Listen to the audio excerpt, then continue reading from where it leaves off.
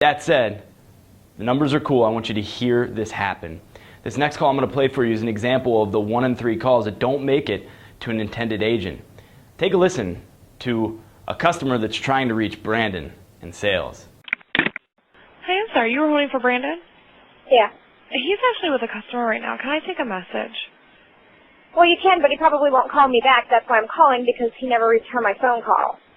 I know as soon as he gets done with the customer, he'll come back and get his messages. I mean, I can give it to him. That's the best I can do. Okay, he was supposed to call me back on Saturday, and I have yet to hear from him. So I'll give you my number one more time. If he doesn't call me, then I guess you're not interested in other customers. All right, so we've heard the pain in the customer's voice. We've also heard a little bit of an attitude from the receptionist at that dealership. You hear her say, well, I can give him the message, that's the best I can do. But is it? Is it the best that she can do?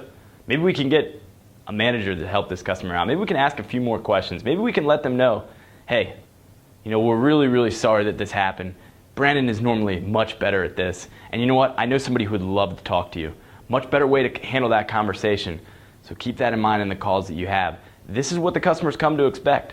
They have an attitude for a reason, and sometimes it's because we're not the best at handling that call. So Brandon might not be a bad guy. He might be selling tons of cars at that dealership. He's busy. He has lots of customers calling in, and we can do him a favor by helping that customer out just a little bit better. And maybe letting our managers know that, hey, Brandon, he might need a little bit of help. He's a busy guy. He's got customers calling in left and right. Is there a desk partner? Is there a manager who can handle his calls when he's busy with a customer?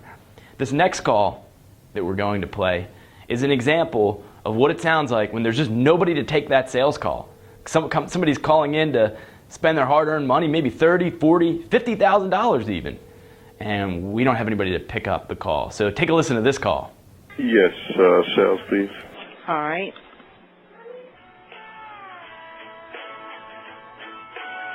Can't answer the phone.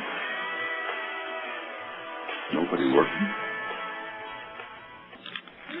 You're holding for, Someone in sales.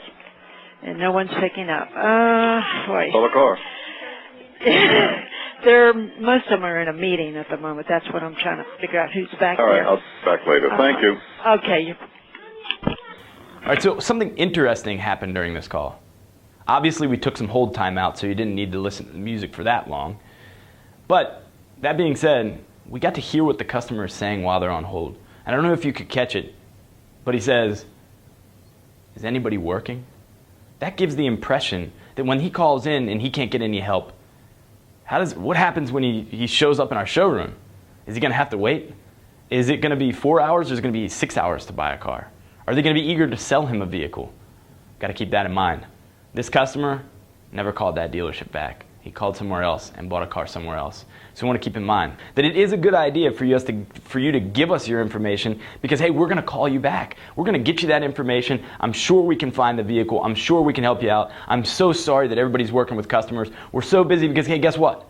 We're having an awesome sale going on right now. You know, hype it up. Make it sound good versus like a funeral. The director of First Impressions has a massive impact on that first phone call.